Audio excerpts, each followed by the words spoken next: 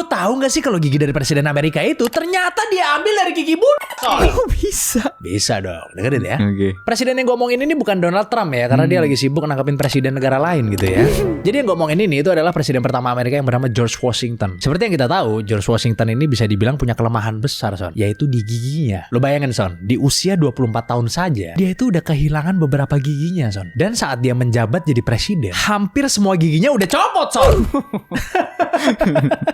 Tentunya hal ini bisa terjadi karena teknologi di tahun 1700-an yang memang belum semaju sekarang gitu ya. Jadi gigi yang ancur-ancuran kayak gini itu bisa dibilang nggak sejarang sekarang gitu. Jadi diduga-duga yaitu kehilangan hampir semua giginya itu karena penyakit gusi, Son. Dan pengobatan era itu yang melibatkan merkuri. Karena giginya yang udah copot-copot, ya si George Washington mesti pakai gigi palsu dong. Masa iya presiden nggak punya gigi ya nggak? Nah, Jadi banyak rumor beredar bahwa George Washington itu pakai gigi yang berasal dari kayu, Son. Walau sebenarnya rumor itu salah besar, Son, ya kan? Emang sih kalau misalnya kita lihat dari betapa coklatnya gigi George Washington, ya kita bisa percaya ini terbuat dari kayu gitu. Ya kayu maple lah gitu ya kan. Belum sampai kayu jati warnanya gitu kan, terlalu hitam kalau kayu jati soalnya. Jadi sebenarnya terbuat dari apa sih giginya George Washington? Jadi gigi palsunya dia itu terbuat dari beberapa kombinasi material, Son. Yang pertama dari gigi kuda atau sapi. Terus ada juga yang dari gading. Nah, banyak orang mencurigai gadingnya itu gading gajah yang dipakai sama dia. Terus ada campuran logamnya juga kayak dari lead atau timbal, dan juga ada emasnya juga katanya. Sama yang terakhir, Son, ada gigi manusia asli yang dia pakai. oke.